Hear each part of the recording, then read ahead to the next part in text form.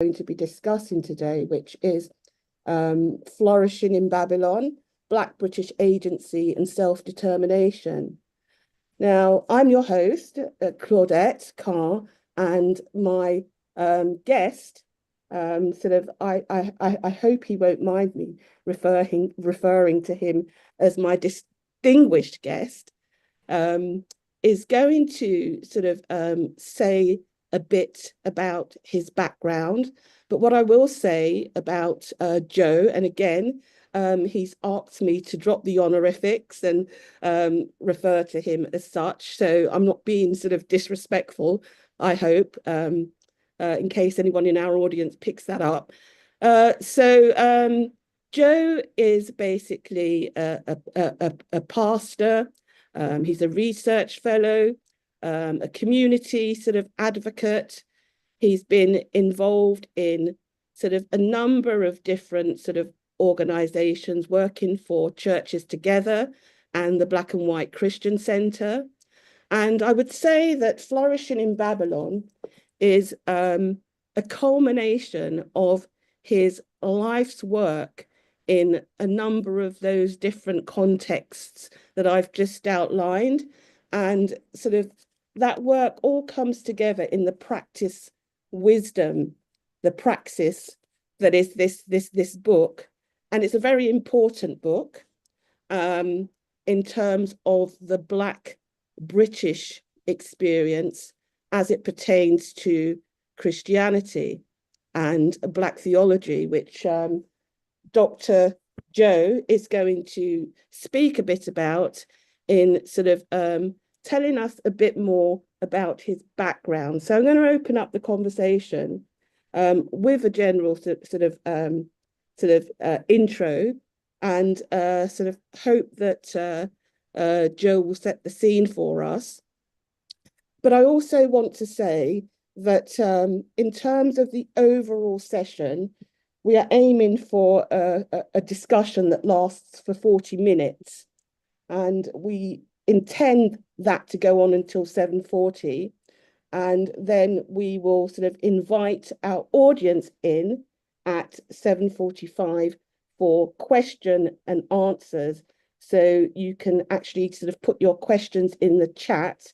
And Wale, my colleague, is going to facilitate that. And perhaps he might want to jump back in and say a few more things about how you can go about doing that, Wale? Yes, thank you, Dr. Carr. So for questions and comments, I can see a few of us have been sharing greetings in the chat area. What I will ask you to do is you can use the chat, just to, exchange pleasantries among yourselves. But for questions and comments directly to do with tonight's event, please use the Q&A feature. So you should see a Q&A icon as one of the tools available on screen for yourself. So if you select that, then we'll be able to focus on that area to respond to your questions. Thank you. Okay, thank you, Wale. So, Dr. Joe, background, tell us a bit about yourself. I'm just making sure that you can hear me. Thank you very much, Claudette. When you live to be 73 at your next birthday, you have a lot to say about yourself. So to condense it, I often describe myself as a barefoot boy from Top Mountain, St. Catherine, Jamaica, which is, of course, where I was born. Jamaica, as many people will know, is a former slave colony, first of the Spanish and then of the British. And by the time I was born in 1952, Jamaica was not yet independent and was really suffering from the effects of the nature of the place, which meant that if you were from further down the chain, life was pretty tough. So my father emigrated as one of the economic migrants to Britain back in 1955 when I was 2 and a bit. Never saw him again until I met him in England when he brought me up with others. I was a month shy of my 16th birthday. So I've been brought up by my mother, is basically what I'm saying. And I have that influence still today in many ways manifest itself. Um, Moving on, though, church has always been part of my background. So the first school I went to, preschool, was a church school in Top Mountain, St. Catherine, Jamaica. And the church itself, though, the Church of God of Prophecy, is part of that holiness movement that came out of southern US, became Pentecostal somewhere along the line. And that has been my lifelong church. My parents part of it before I was born. One of the stories I tell about myself in terms of how I come to a search for knowledge is that the church I was born into and grew up in, the pastor I later found out wasn't a pastor at all. They used to call him Deacon Richards, but he was not a deacon either, because he was not, quote unquote, filled with the Holy Spirit, no matter how long he tarried, and he died in that way. But he was somehow made the pastor, and as one of the unwashed, I used to be tarrying at the altar myself, early morning prayer meetings. And that, believe it or not, is the beginning of my search. How can it be that somebody who does not have the Spirit can be leader of a church? And seemingly quite an inspirational one, as I recall. So that's my roots come from that, both sort of sociologically and spiritually. And then, of course, I've been brought up in England.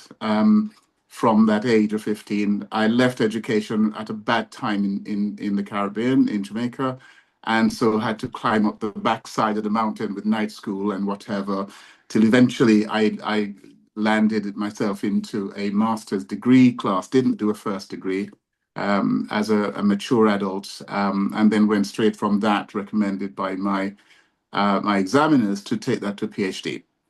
So I did that whilst I was a pastor. So basically, I've been pursuing an academic sort of pursuit, within the area of, I did other things, but within the area of a form of Black theology, which is not the orthodox Black theology, and I'm sure we'll talk about that later. At the same time, a parallel growth in the church, mostly through my questioning, to become a bishop in the church at the young age of 30.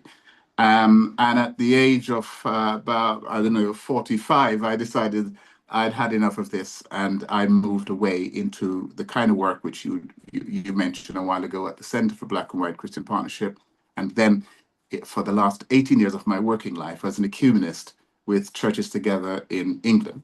So along the way, just to conclude, done a lot of work within within education, within health, particularly, and broader community. One of it, part of that was leading the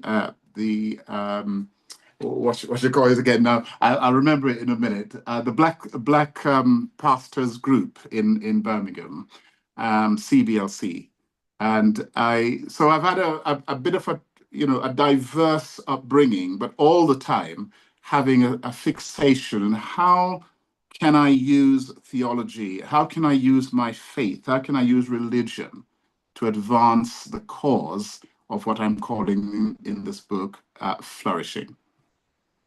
Okay, thank you for that, Joe. That really sort of helps to set the context.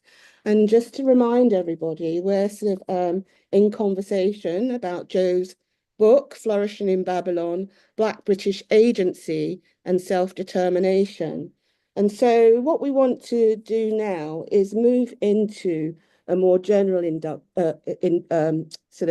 introduction to the book in terms of setting the scene with regards to key concepts and themes addressed in the book. And one of the things we decided sort of in our pre meetings leading up to this one was to split this presentation or this conversation into two parts. We feel that this is a very important book. At least I feel it's a very important book, particularly for the context that we're in. It's a great educational resource for our students, and so it's from that standpoint that I would encourage people to go out and buy the book. So what we want to do now is move into this discussion around your title, because that in itself throws up a number of questions, tensions, and potential conflicts with what we regard as the traditional gospel and polar ideological orientations between a liberal approach to theology and an orthodox approach to theology, and where your book fits into all of that, in terms of some of these concepts that you use. So first of all, I'm interested to, I know I've got my own thoughts about what Babylon means in relation to sort of how it's been depicted within the Black experience in reggae music. So what do you mean by Babylon? What do you mean by flourishing in Babylon? Again, Claudette, as I touched on at the beginning, I grew up in Jamaica. So music, very much part of my life, even as a country boy. You had your radio. I also grew up in an area where Rasta was very prominent. So talk about Babylon was never far away. And of course, in England, we've heard quite a lot of talk about Babylon. Growing up in a Pentecostal church, Babylon was also quite regularly referred to, as a place where you are in bondage, get out of Babylon, what have you. And so Babylon has always been there, and Bob Marley, of course, popularized it even more. My introduction to the book of Jeremiah has tended to come more from what I've heard people quoting when they quote Jeremiah 29:11, right? Which is about flourishing. I know the plans I have for you. That's very often one that's brought up in circles that I'm in. And I increasingly began to question what on earth this is doing, because it is plucking one verse of a text out of Jeremiah's book, a wonderful one that speaks of good things. And so I do not have not believed that simply selectively plucking verses of scripture is a great way to live your life. And when you add that background to the many voices that there are in this country, and maybe in others too, but in this country, advising about how to succeed, how to get along in this country, then, the parallel between the now and what we read about Babylon, particularly in the book of Jeremiah, wasn't very difficult to hit upon. So if I think about, well, how do we flourish here in this country? And I draw an analogy with what happened to some other exiles, to some other diasporan people, albeit in 6th century BC, then Babylon is being used cautiously, but in that way of saying where Babylon symbolizes distance, where it symbolizes oppression, where it symbolizes the place of exile. To me, Britain sits in a similar place with an imperial history, and here I am now. So Babylon is all of that for me. I'm not really calling Britain Babylon. I'm just saying that there is, for me, a way that I found I could use the biblical rendering of Babylon to act as a kind of a biblical uh, example of how we might look at where we are here. And since flourishing is what I want to do, I'm asking how might we flourish in this place, in this difficult space. So the Babylon, as I said, is really from my long history of hearing about Babylon, from my bringing it into some kind of relationship with the Britain that I now live in, and making some kind of drawing some kind of relationship between what they were trying to do, what the Jews are trying to do in Babylon, and what I've been trying to do in this country. Now, when you look at the picture of the book, I mean, it was developed by the marketing people at SCM.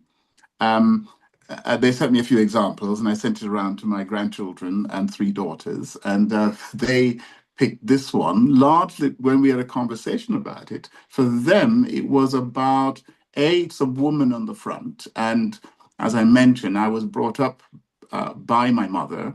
I was sandwiched between three sisters, two above me, one below me. Women are a very important part of my own history. And I think women, in many respects, are born more of the heat of the day than men in this experience of living in diaspora. So I wanted a woman on there to symbolize what the struggle is about and who bears maybe the heavier weight of that struggle.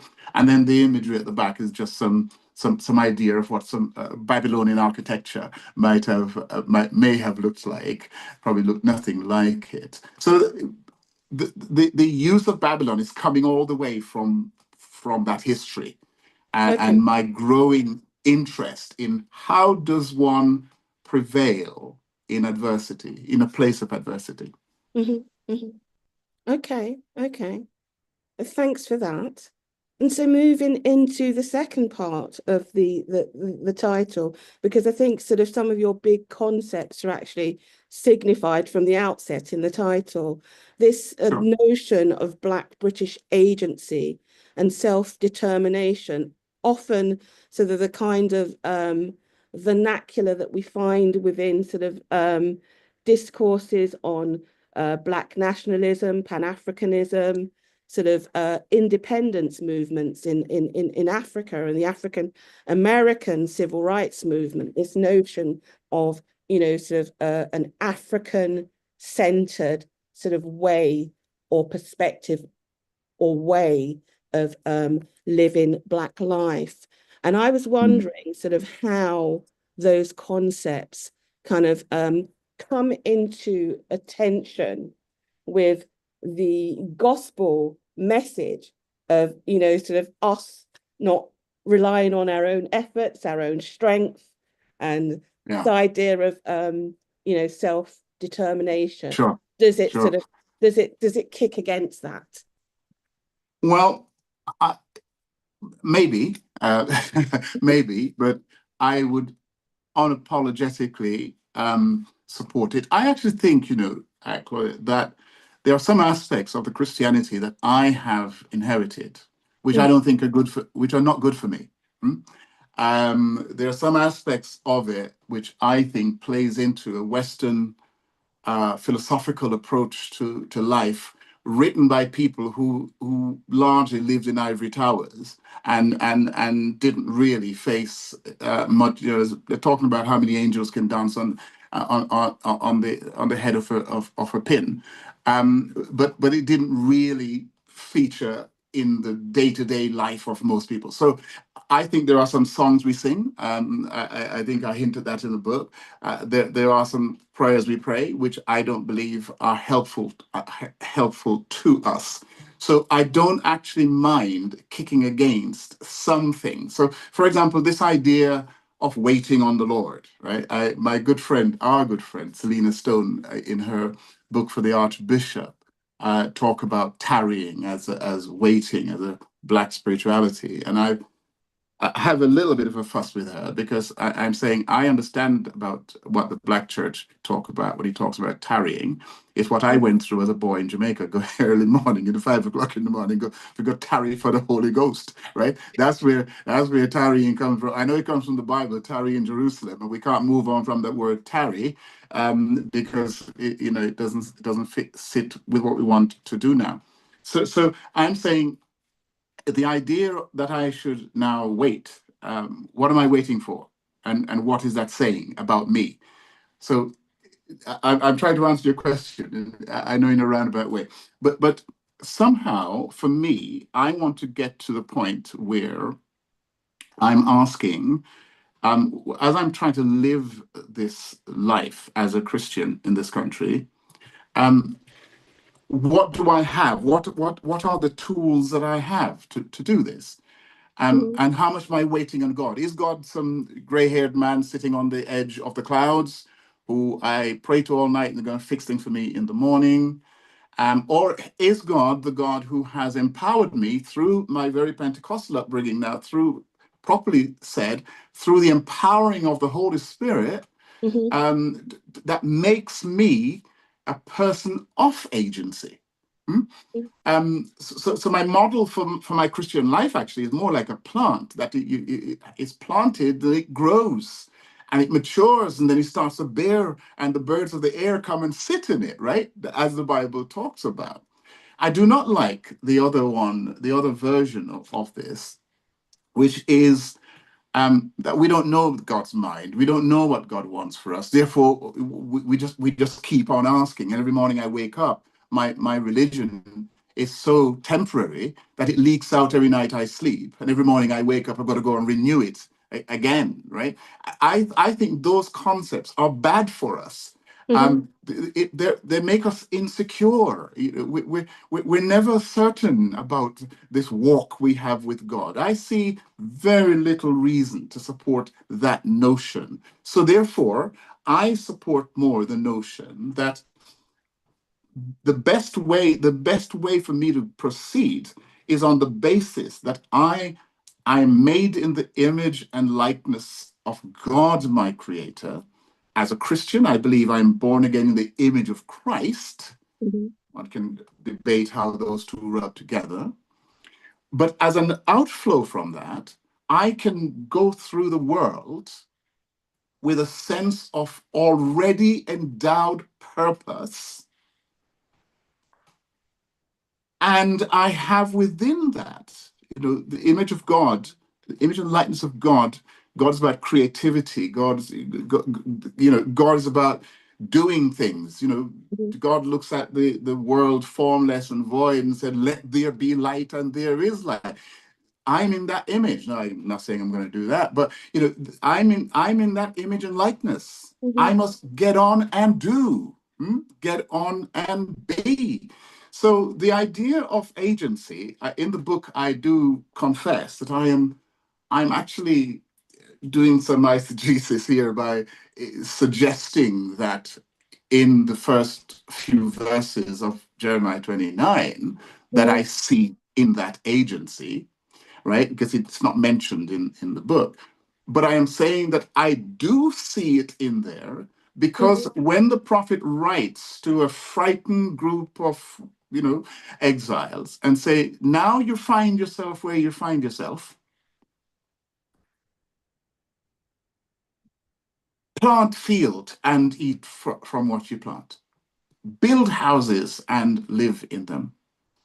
Have children, multiply and grow. Pray for the city because your fortunes are wrapped up with the city's fortune. That is not an invitation to go pray all night. That is an invitation to act, to be the agent, the action, the activity of God, the God who has created me. And so Black British agency and self-determination comes out of not a disbanding of God, not an abandonment of God. It comes more, comes more from a hugging up of God and saying, God, you are, when I used to hear a sister sing, for he walks with me and he talks with me, a sense, which I'm sure we'll come back to, of a God who walks with me, empowering me as I go, in whose image I am made. I don't Mhm. care who says they don't like me or who think that I'm not made in the image of God. I know I am made in the image of God. I am not waiting for permission from you. I Mhm. already have permission through the God who made me and the God who is in me, right? So when I pray, as prayer is in there too, it isn't so much the prayer of waiting as if I don't know what good intentions God has for me. Hmm? Mhm. So I hope you get the gist of what No, I'm no, saying no, there. no, that's very good. That's very good. So I want to dig a little deeper Sure. in sort of setting the scene for part two of this conversation and sort of some questions around what you refer to as three of the key facets of this book. Yeah, your discussion of flourishing Sure. in Babylon, which you've now sort of elaborated on in terms of the title. But these three sort of facets that you point up, kind of kind of your engagement with the Black sort of experience in the UK context as someone who has been engaged with communities beyond the church in what we often refer to within notions of Black theology as liberation movements. The social justice movement is another concept that is bandied about with regards to different sort of marginalized groups sort of Sure. Sure. kind of fighting for equality and human rights. Sure. And so you've kind of said this is more an autoethnography than it is sort of an academic Sure. sort of study. And Sure. so in that sense, I like the simplicity of the book, the narrative, in the way that you've made it accessible, not to a particular sort of audience. No, I'm not writing. I am not writing to academics. No. Exactly. Academics are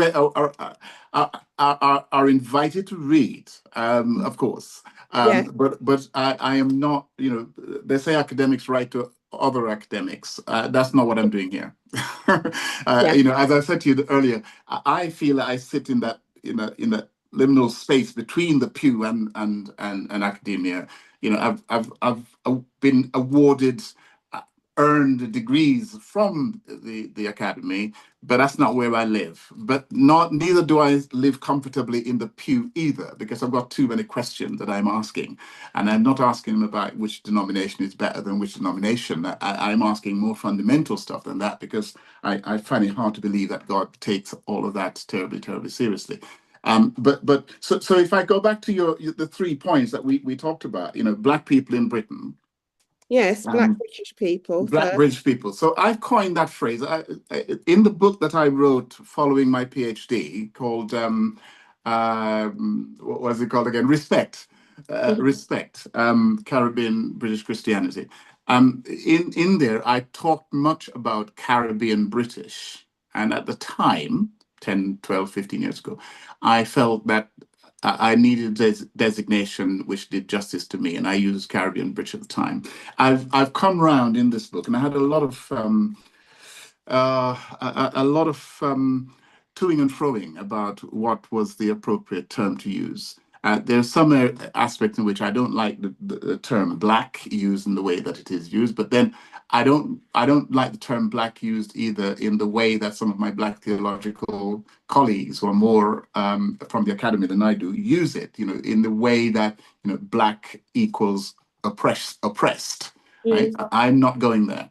I'm not going there. So what I've done is, with all the reservations, I have used black to mean roughly people of African heritage, whether you come from Africa or whether you come via Jamaica or the Caribbean or elsewhere. So by black, that's what I mean. And Black British, if you're me, and in my my ethnographic work. I've lived here 50 odd years, right? I came here as a teenager. So how can I not have some British in me? So the Black encapsulate my African heritage, my Jamaican heritage, and the British is simply the fact that here am I in this sort of state of being incarnational as Jesus was. He didn't stop being God when he became man. He just became man and God together.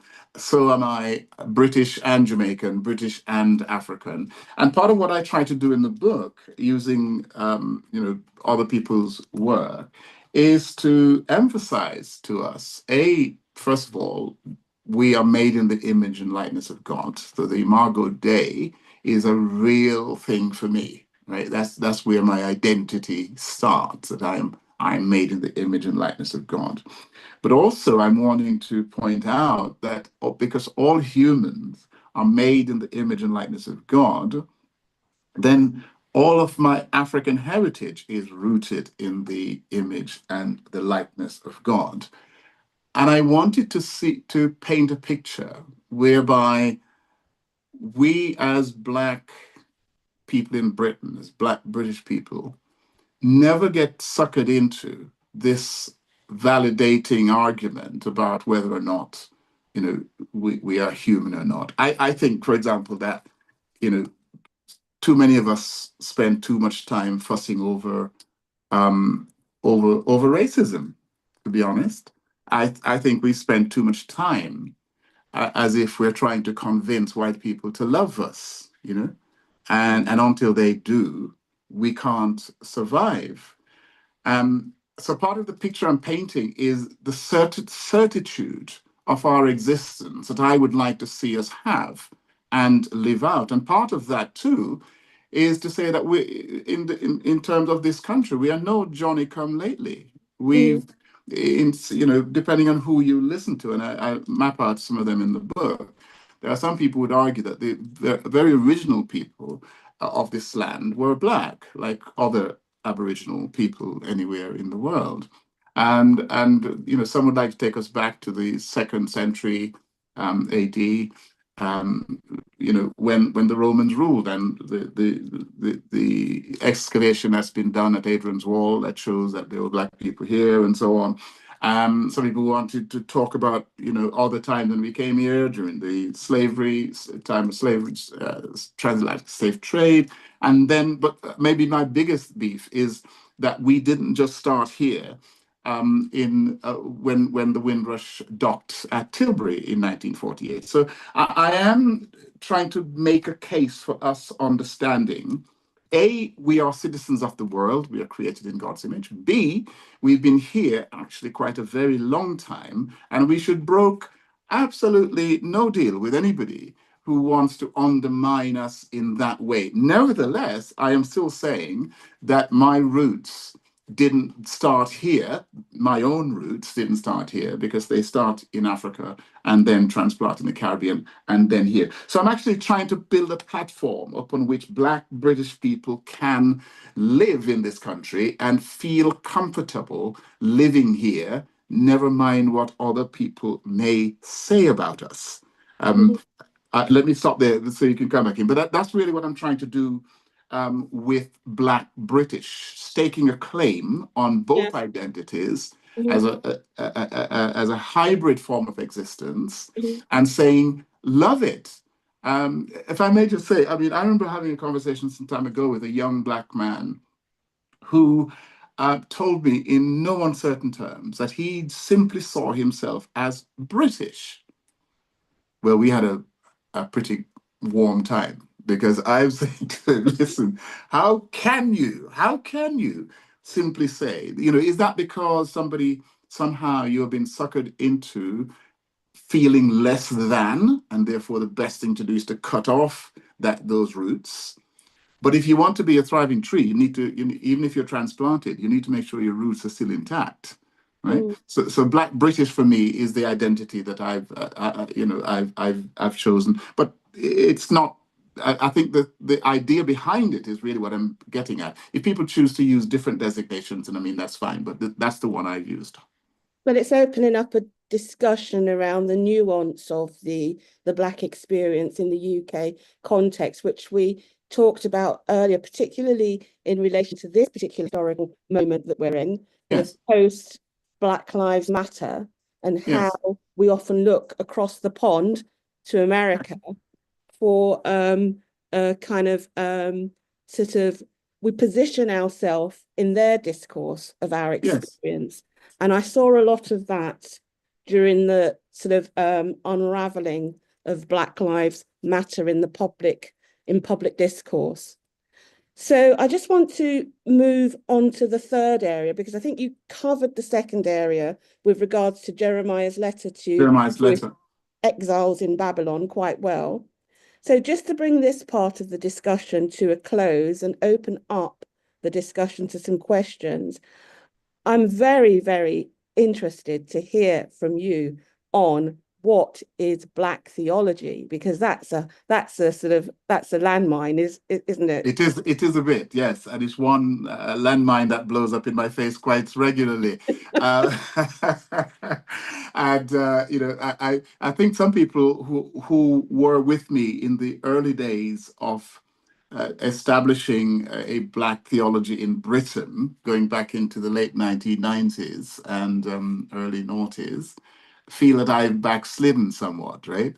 Certainly, if I read Anthony well, that's Anthony Reddy, that's what he thinks, that I've backslidden a little bit from the pureness of that Black theology position. I haven't actually. I mean, for me, all theologies are contextual. So what we call theology is often European or Euro-American theology, people in those spaces who have written them. And they usually are actually the quote unquote elites in those society, and so we call it theology, but it is, you could just as easily call it Western theology, right? So how do some of the ideas they've given us about God, I think we need to revisit some of them, because I think some of them mislead us, but that's another conversation for another time. So the Black experience also then leads to another form of theology. But what I fall out with my colleagues about is that the Black experience is not only an experience of oppression. Mm-hmm. And that's where I kind of part company, with those who want to talk about Black theology, but only where Black means oppressed. Mm. Well, I think that's well out of order. I am a son. I am a brother. I'm an uncle. I'm a friend. I'm a husband. I'm a father. I'm a grandfather. I've been a salesman in my life, etc., etc., etc. How dare you want me simply to relate my entire life To being oppressed. to being oppressed? Mm. Where is that going to get me? First of all, I just don't think it's fair. Because think simply. Think of it simply. If Black theology simply concerns itself with oppression, and we say that what we are looking for, what we want is liberation, so what's going to happen when we get liberation then? Is there no need for a Black theology? Well, that's not the answer is obviously yes, if that's the way you go down. So I'm very happy to work with the notion that Black experience must have a high place in the tools that we're going to use to do theology. Mm-hmm, mm-hmm. I don't agree with sense, many. So in that sense, you refer to your approach as a Black British contextual theology. Yes, yes. Okay. Yes, and I do that, but for shorthand, I might still sometimes say it's Black theology. But I do know that it is not the Black theology that is done by some of my colleagues. And again, because there are different epistemologies in the world, right? I'm not actually saying that other people mustn't have theirs, right? What I'm saying is that within the Black experience, we have room for multiple epistemologies. And all of them should be there in that space, in contestation, in conversation with each other. And I'm just saying that I'm not saying people should stop writing. I'm merely saying I disagree quite fundamentally with the notion that I must only look through the lens of oppression when I start to talk about a theology done by me, right, or by people like me. It needs to be deeper than that. So my Black British contextual theology is my attempt to sort of put a little bit of blue water between what I'm trying to do and what others are doing. But I mean, we're friends. We use each other's stuff. At least I use theirs, and I understand where they're going. I think even the great James Cone, towards at some point of his life, recognized that Black theology in America, and I cite this in the book, Black theology in America went too far in pursuit of simply looking through the lens of oppression when it comes to the Black person and the kind of theological understandings that they ought to embrace. But the last thing I want to say about that idea of looking through the lens of oppression as your almost sometimes singular sort of source for doing theology in Black theology. I mean, I'm not being kind there, but because I know there are other sources. Is that it seems to me to be a pretty nihilistic pursuit. James Cone's last work, The Cross and the Lynching Tree, in my view, and of course, he's an apostle in the area of Black theology. I'm saying nothing to in any way question that. But if what happens to me and suffering, since suffering is what I'm attached to, the only lens I'm allowed to look through, then what James Cone ended up doing in that book is holding up the cross and the lynching tree, and to say to the guy who's on the lynching tree, you've suffered the same fate as Jesus. Jesus understands what it feels like to be lynched, right? And I'm saying, yeah, and right. And I do not get an answer to that and. And the reason I think I don't is because it is incomplete to reduce the Black life to the Black life of suffering. And in fact, in the story of Jesus, in who the reflection that we're being invited to look at here, Jesus didn't end on the cross. Jesus was buried, and then on the third day, Jesus rose and is now seated at the right hand of power. Well, for me, the theology I am pursuing, and when I speak about flourishing, the theology I'm pursuing is one that does not stop at the cross. Show me in a realized eschatological way what it means to live out flourishing, not when I die and go to heaven, but now. Show me Jesus resurrected now. Show me what. So if liberation is the pursuit, I want to see what that realized liberation look like. And you can't just end it by saying, well, Jesus suffered the same thing, because Jesus went on to be raised from the dead, right? Jesus transcended. So my call to my Black theological friends is to don't stop at Friday. Sunday's coming. Sunday's coming. And I want Sunday come now. Okay, I think that's a good note to pause and invite our audience into the conversation via questions that anyone may have. You can actually do that via the chat, and I believe Wale will convey those questions to us, Joe. So let's Sure. pause and sort of see what comes in, what people are gleaning from this conversation thus far. Yes, we have a few questions. I will start with one from Dr. David Moore. So it says in chapter 6, page 198, you speak of flourishing as a promised land, a habitation, the lived actualizing of Black humanity in the image of God, even in a hostile environment. What would you say to those of the Windrush generation who are still waiting for compensation? How would they think about Babylon? Sure, sure.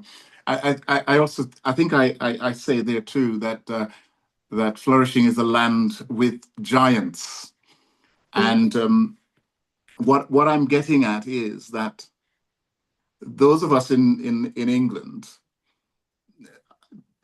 didn't need to come to England to know that this is likely to be, and indeed has been, a racialized space.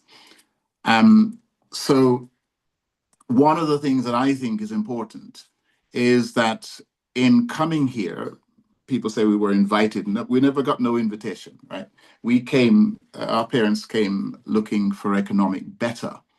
And in fact, at the time when the Windrush was sailing on the high seas, there were meetings being hurriedly called in Westminster to try and turn the ship back or divert it elsewhere. And lots on the record tells us that they were scared to death about so many people, colored people, showing up at once. So the place we were coming to, this place was always going to be tough. So if we're going to find flourishing here, we need to recognize where we are and what we need to do to flourish here.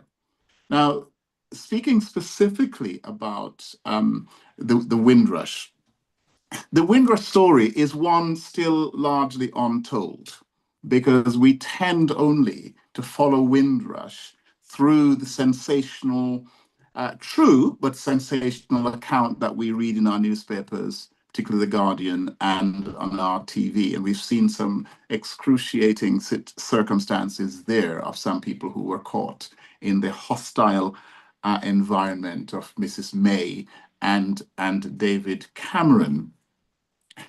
But the history of that is that if you were to look at the community that would sit within that prism of Windrush, which has been estimated to be some 500,000 or so, I've estimated that probably 1% of that 500,000 people were caught in the trap of this hostile immigration policy that was being pursued by the Conservative government under Mrs. May and Cameron.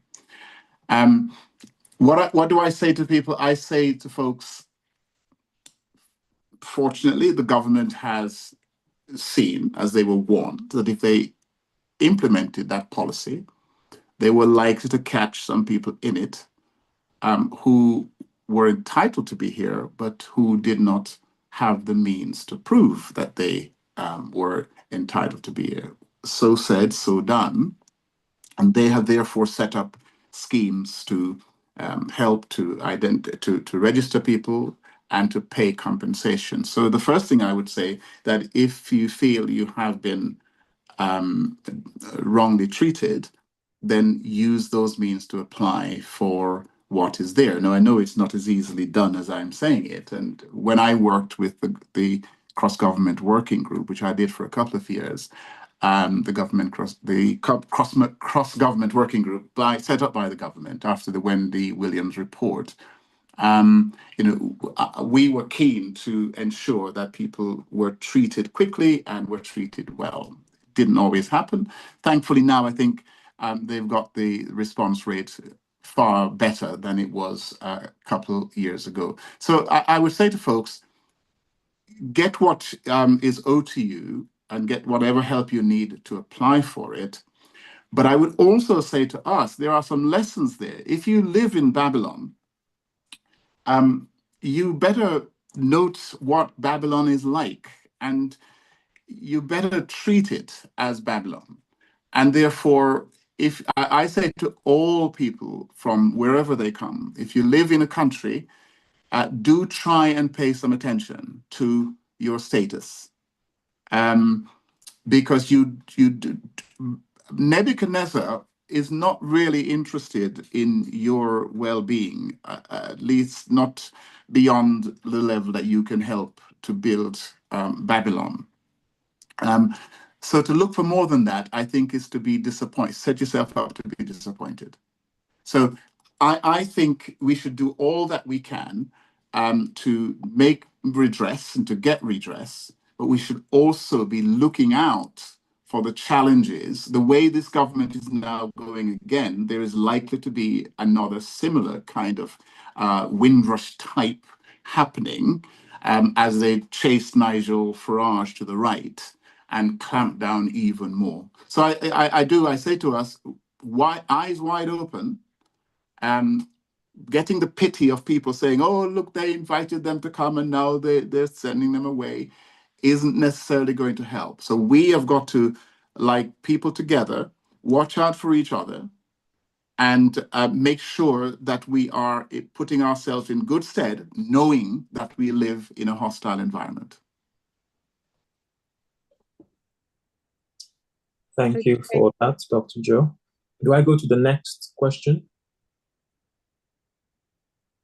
Sure. Yeah. Okay. So we have a two-part one from Samuel Echo. First one is, what lessons can be drawn from the experiences of the exiles in Babylon to support Black British agencies in their pursuit of flourishing?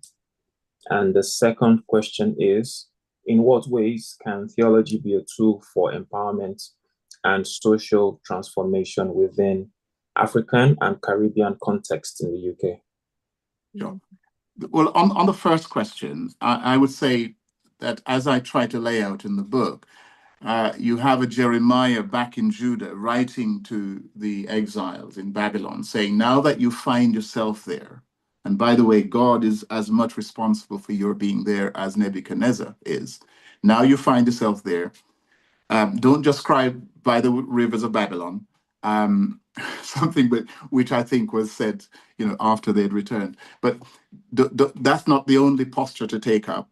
Now you find yourself there. Look about how together you can make something of yourself there, right? That's the lesson to me that I get. You have to stare Babylon in its face. That's where you're living. What are the realities? Well, the realities are that in all such imperial spaces, the emperor is really interested in what they can get from you. What you have to do is find out, why did I come here? How did I get here?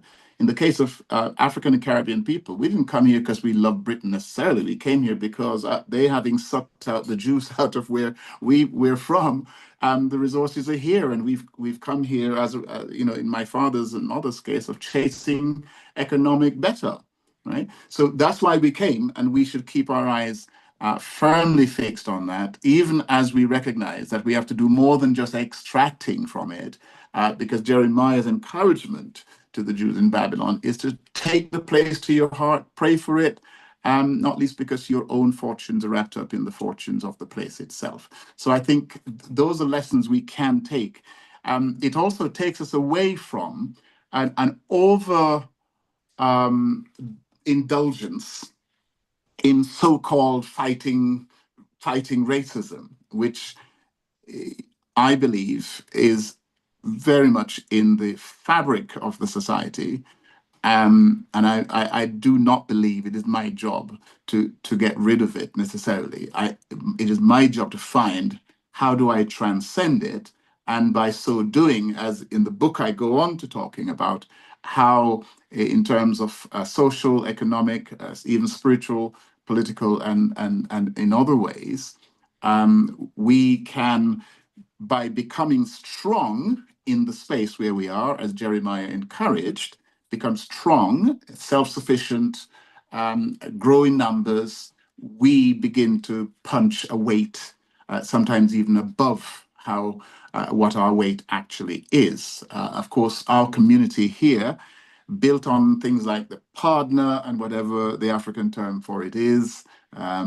It was our show of how together we can work. And I think that spirit should never leave us. In terms of how theology can help, I think theology can both help and hinder. Theology which puts us at war with each other, I think we have to think twice about. So I have been engaged for 18 years full time, but before that, previous 6 years, 25 years or so in the field of ecumenical affairs. And, a theology of ecumenism, I think, is one that helps us, because what it does is it points us to places where we can work together to become the main preoccupations and less a preoccupation over the argumentative quarrels about things that actually have been fought over for so long that you know that it's never going to come to a conclusion anytime soon. So I think we should use theology to find those avenues of collaboration and cooperation that bring us together. And my central thesis of flourishing through agency and self-determination is rooted in an identity that is our identity in God, first of all, as in creation, made in the image and likeness of God, and in Christ, in whose image we are made, the Bible says. And to me, those are the high watermarks of how we should seek to work with each other. And if you think of it purely in ethnic terms, then I am saying also in the book that with Africa's 1.4 billion, actually in the book you'll see it says 1.4 trillion, which is an error. With Africa's 1.4 billion on the continent, and with African people all around the world, we should be seeking to forge links with our phenotype as a way of solidarity that gives us power and strength, and also the ability then to pick our allies and not be forced on by those who think that they pity us and we need their allyship, and we are in no position to resist because they feel we need it and we feel we need it. So I think that's what I would say. Find a theology that empowers and work with it. Okay. All right, thank you, sir. So we have questions coming in now. We have the next one from Dr. Marvin Sanguinetti. Again, it's a two-part one. First part, flourishing in Babylon is resistance theology as an agency of speaking truth to power.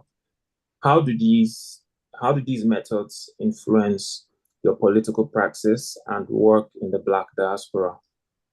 The second part to that is hybrid existence probable with the exclusion from the corridors of power being historically bespoke to non-Black spaces?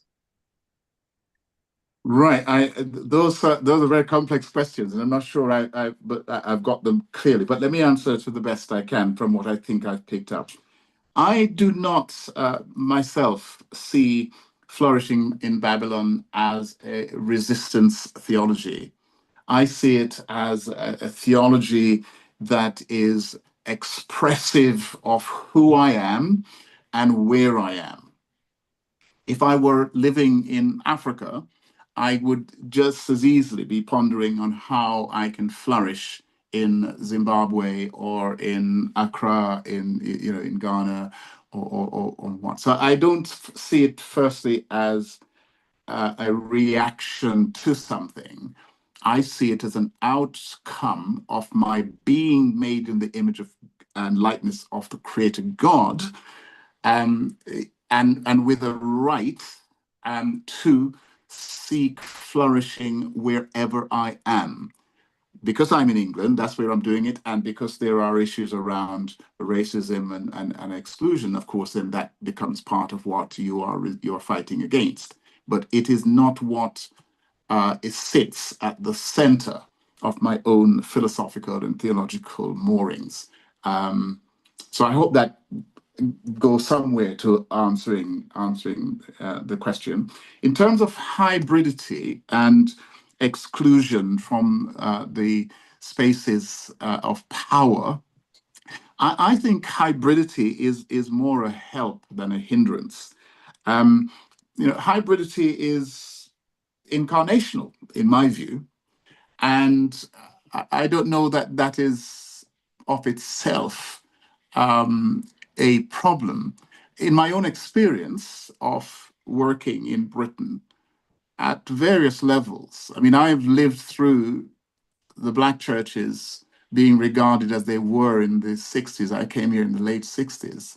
And before that, but certainly after that, Black churches being viewed as cults, um, being viewed as not Christian. It's and as one Church of England bishop told me once, as a young pastor in Oxford, said, I'm so sorry, he said to me, because I know that if we had been kinder to you when you first came, there would be no need for churches like yours. He said to me. Right. Well, I did just help him to understand that there were Anglicans who came and they weren't treated very well from where I come from, but I wasn't one of them. I was a Pentecostal, and the Pentecostal church I come from would never be seen in an Anglican church, let alone becoming part of it, no matter how kind they rolled out the red carpet. So I think I've lived through those phases, and now to a point where the corridors of power have for a long time now been looking for people that they can build partnerships with to reach into communities.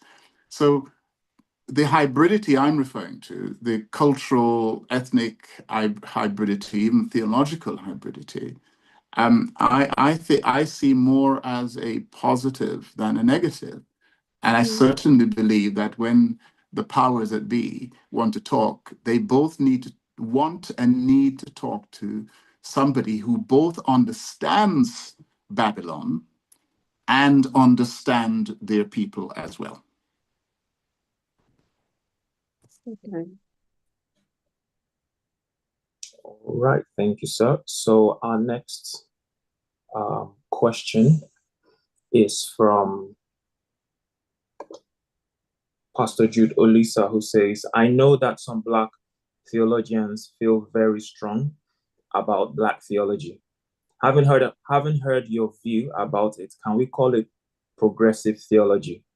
This will give upcoming theologians opportunity to further the works that have been done in the past.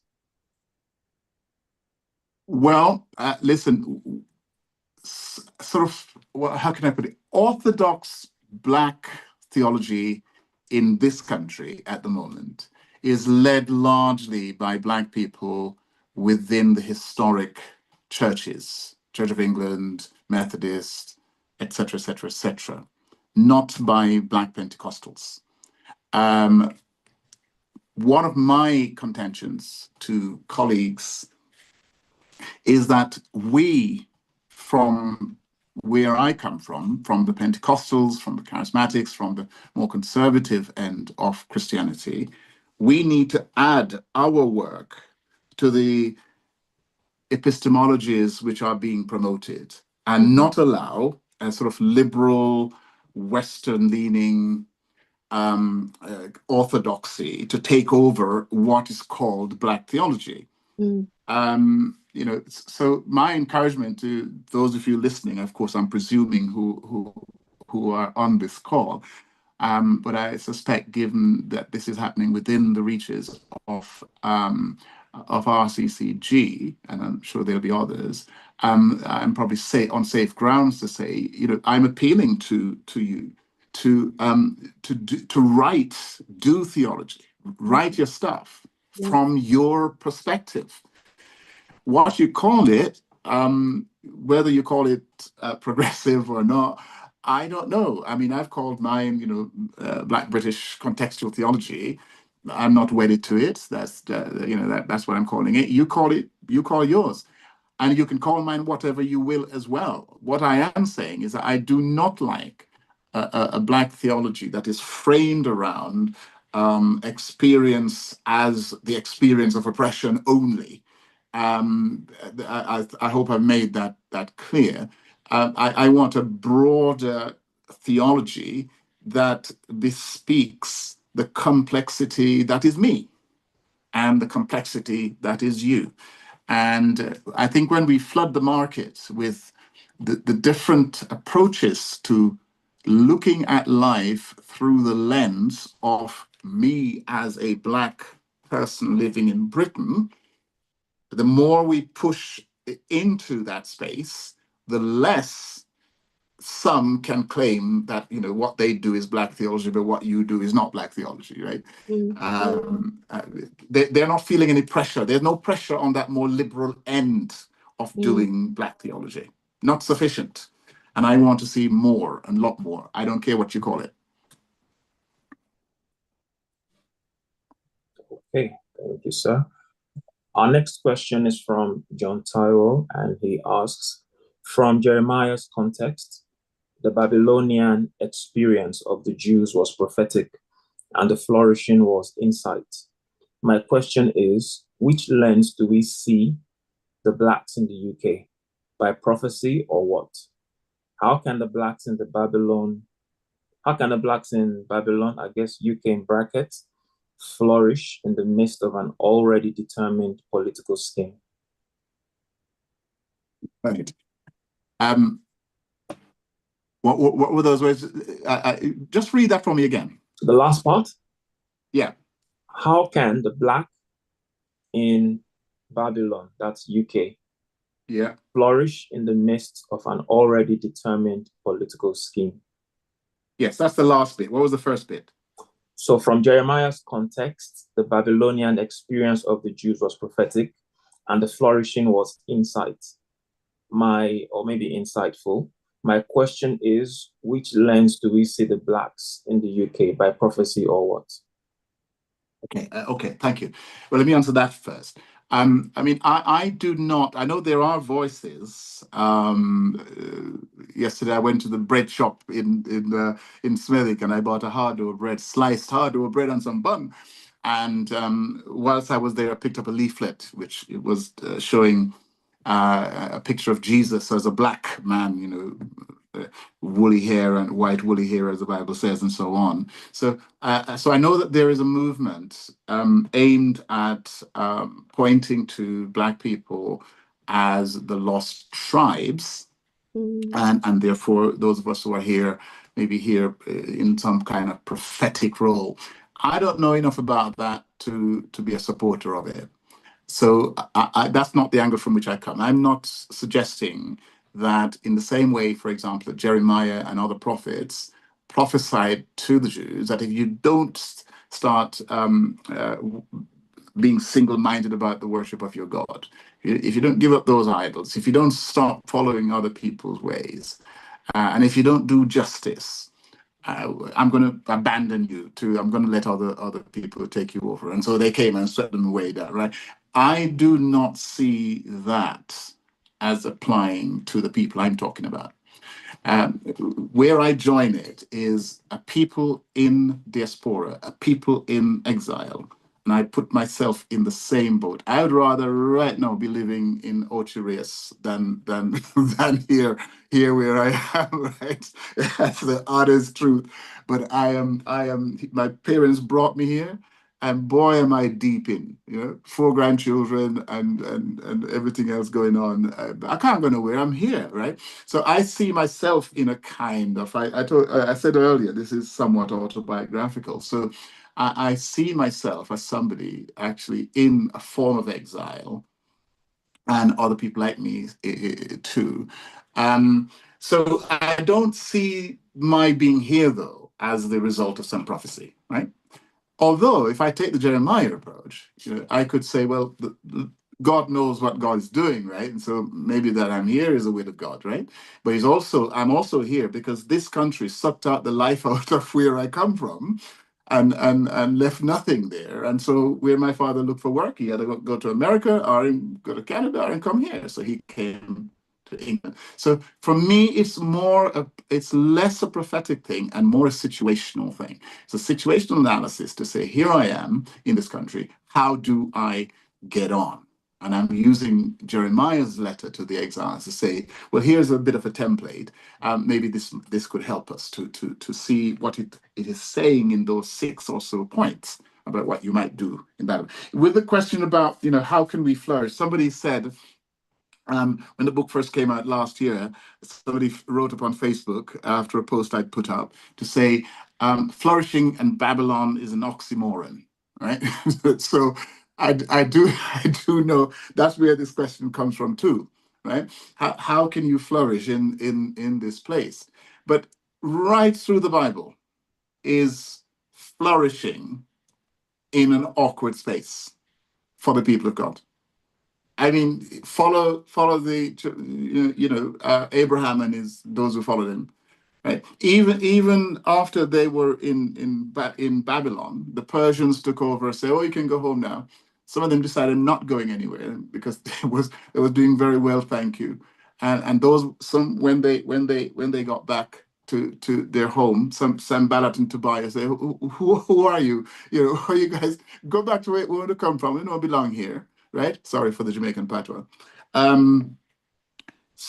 But the story of Israel is one of being subjugated and ruled over right up until the time when Jesus came. As we know, Jesus came into a space which was an imperial rule. It was an occupied space. So right through the history of our faith, the Judeo-Christian faith, finding a way of flourishing where you are has been flourishing in that space. And many people will show you that you don't turn your blind eye to the troubles, but you open your eyes wide and say, right, now where am I? What do I now do to flourish here? So I do not accept that we can't flourish in Britain. Part of what we need to do is to stop listening to some of the voices who keep on. You're asking me about the favorite part of the book for me, and maybe that's where I'm going now. But I would say, maybe my favorite part of the book is the 5th chapter talking about false prophets. Mm-hmm. Jeremiah, of course, had a massive falling out with the prophets around him. And, first of all, they said, nah, God isn't going to send you into exile. Of course he's not going to send you. Then they said, okay, so, but it's only going to be for a short time. 2 years and you'll be back. Don't even put down your grip, right? You'll soon be gone. And Jeremiah is saying, if you listen to that kind of speech, then you are not prepared. You're ill prepared, and you're going to suffer because you're going to find yourself there for intergenerationally 70 years as a notional sort of figure. We have to see ourselves as people who have to make a way where there sometimes seems to be no way. That's life.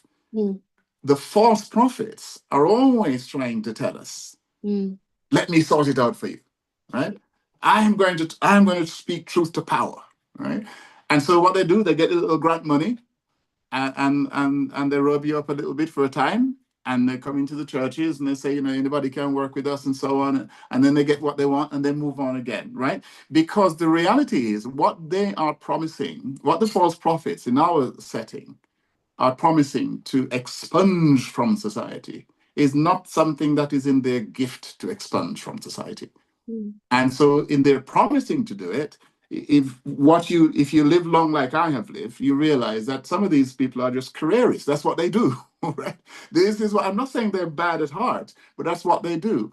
My friend Kane D. Andrews is not a friend, but Kane D. Andrews often quotes Malcolm X. No one can give you freedom. Right? Freedom is something you have to secure for yourself. So I hope that answers in a very long way this question about how can we flourish in a place that has set its heart against you, not flourishing. And I'm saying that's what the people of God have had to do all through all times. Right, thank you, sir. Our next question comes from Carver Anderson, and he says, how does flourishing in Babylon equip Black families who are intergenerational to pursue justice and dignity while living under systems that often perpetuate marginalization and inequality? In particular, how Black young men are treated? I think two ways, I would say. One is in my rendering of flourishing in Babylon, I am very clear that we must take our destiny in our own hands. We must take our destiny in our own hands. That's a big part of the message of Jeremiah to the Jews in Babylon. And we need to hold on to those sort of African and sometimes Caribbean adages and insights that teach us about things like the extended family, that we need to, we too easily bend to the ways of Babylon.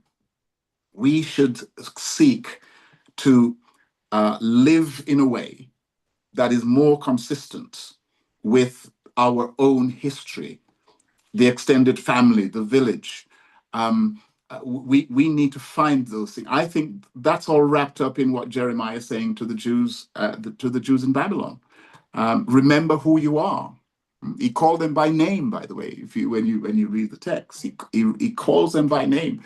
He tells them, "Come on, now you find yourself. Remember who you are. You are," paraphrasing, "the children of Abraham, Isaac, and Jacob." We, as Black people in England, should remember that we are the people of millions of those who have gone before us and those immediately ahead of us here, and stop giving in so easily to the ways of the Babylonians. And the same applies to my second point, the same applies to how people see us. We have made ourselves too susceptible to how people view us. We change people's perceptions of us by who we are, what we do, and the way we position ourselves in society.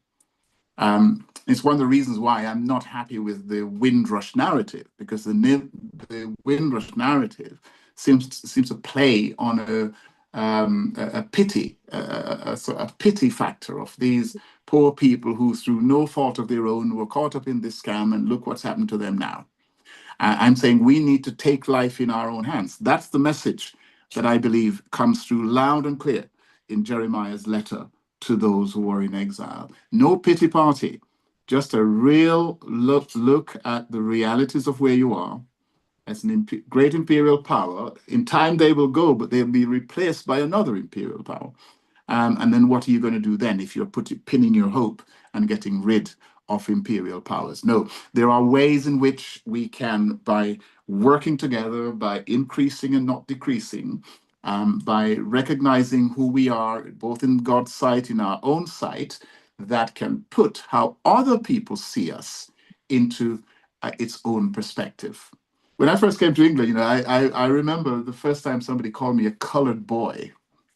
I was a boy, of course. I was a teenager. A colored boy.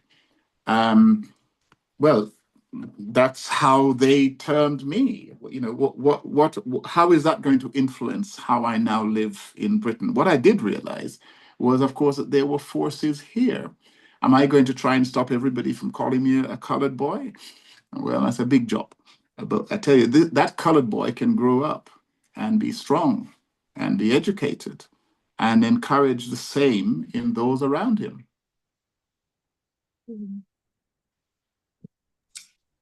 All right, so we have 3 questions to go in the Q&A. Do I keep going with them? Let's just check the time. Okay, we have approximately 7 minutes left. So depends on how quickly you get through the first 2. Let's see what we can do. Okay, So next question from Sairaj Binaram. How can Black theology shape the way churches support economic empowerment and job creation in Black communities, especially in times of economic hardship? Well, Black theology can help us to understand biblical giving, for example, and also how you build communities. You know, there are lots of examples, particularly in the Old Testament, about inspired people who then save and deliver whole nations.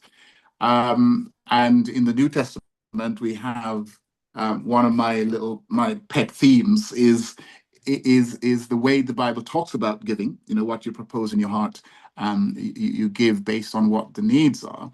I think we would do well to lean more towards that than to more conscriptive ways of making financial contribution. That's one thing, but also we need to move away from something that used to be devilish a long time ago, which was this otherworldliness of, you know, it's tough down here, but I'll soon be home. And recognize that actually this is home for the time being, and you have to make home home. And the way you do that is by looking after each other, looking after self, building, strengthening, build house, live in them, plant food, you know, develop independent, supportive structures in the community. And the church should use the fact that we have people coming together on a regular basis, not only to talk about the things of God, but also to talk about the things of man, the things of us. And so I encourage things like, you know, when you meet for prayer meeting, don't just spend all the 2 hours praying to God. Talk to each other as well about what we might do together. So that's the answer I would give to that. You know, we need to pay attention to the things that can build us up to become strong, so that as we are strong and become stakeholders in society, we are looked at in different ways, and we will view ourselves in different ways too. Okay, thank you. Next question from Dr. Moore. From your extensive experience, where do you see the sort of flourishing you advocate? That's a very good question. I think I am less saying I have seen it, and I'm more saying in terms of real life here on earth, and I'm more saying that I see it in the scripture, and I think it's something to aim for. I would hesitate to use myself as an example, but I have seen it too. But it's the example in scripture that we love that I am taking. I will say though that, and again I picked this up in the book, that I've come across so many people who are indeed flourishing in Babylon, this Babylon. You know, lots of secret millionaires are among us. Lots of people actually doing very well indeed. But sadly, we live in an environment here. Yeah, I mean, the black community live in an environment where it seems as if publicly we are not allowed to celebrate success. We are only allowed to support the narrative of the fallen, the narrative of the oppressed. You know, and that is sad, which goes back to my earlier point that I refuse. I can't say we, but I refuse to use the experience of oppression as my only or main way of doing my theology, of talking about what does God have to say about life. Not only about those who oppress me, it's about those who I can help to pick up and lift up. You know, and we have to get on that broader brush of theologizing about life in God, which I think can pick us up. So I would say, as I said, there are people I could point to. I think there are aspects of our communities that you can see flourishing, but I'm more seeing it as a biblical mandate, something that I think from Jeremiah's time till now, the Bible is saying, now you find yourself where you are. Build, plant, eat, and live, and play your part in that society rather than look to that society about how it must treat you. You treat it and bend it to your way. And finally, Okay, so we'll take this as the final question. There was one more, but that's fine. Joseph Mengistu says, is our Black identity big enough to carry the weight of our being as an image bearer of God and of our theology? My answer to that is yes. Sadly, we've allowed ourselves in many cases to be undermined in terms of who we are and to become too dependent upon others' view of us. I remember someone, I'm not quite sure if I put this in the book, but I remember somebody saying to me as I was working and talking to people, well, until white people start treating us better, what can we do? I'm saying, really? No. That's not a way to live in society. So our Black identity can bear a whole lot of weight when we escape the limitations and the negativity that is so easily brought to bear upon us. I talk about in the book the little tete-a-tete in Buckingham Palace a few years ago with the person who was, somebody said, where are you from? And, that you'll remember that. And I'm saying, well, when the day comes when being African is a problem, and somebody thinking that I'm African, then we have a problem. We have to pick up the richness that is in us as a melanated people. We have to pick that up ourselves. My final word would be, this is not in Jeremiah, but Jesus says, love your neighbor as you love yourself. I am not convinced that we as a people sufficiently love ourselves, and therefore we will always have difficulty loving the neighbor, especially when the neighbor is obnoxious sometimes. But yet, if we can get past that, if we love ourselves and see the love that there is out there, actually, then we can somehow push aside the negativities that we have to deal with, which are there as we gravitate to other people of goodwill, which are all around us. Very often we don't see them. Okay, so that was our final question. Thank you, Wale, for facilitating questions for us. And the session is now coming to a close, and I'm very excited about our conversation.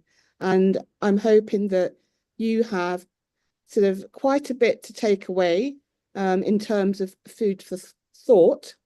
With regard to part one of this conversation, and sort of as we said at the beginning, we are aiming for part two to dive deeper into the substance of the book with Joe.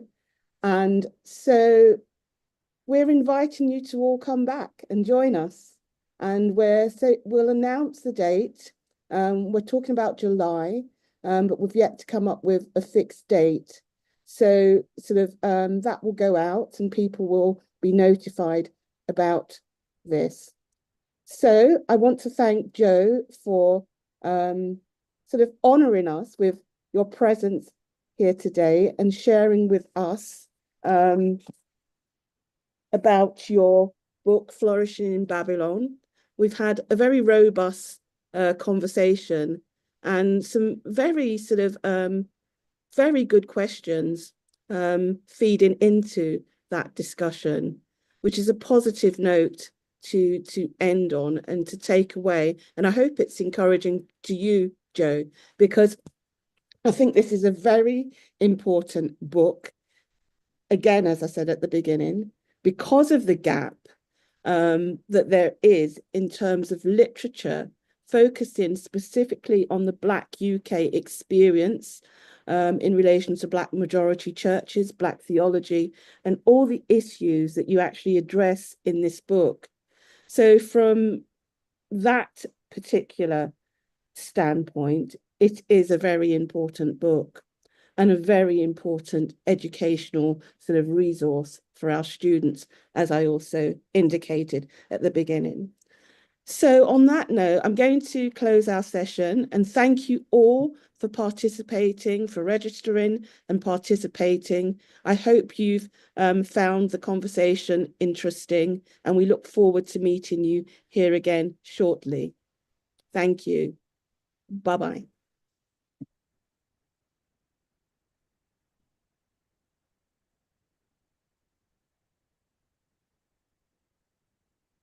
Okay.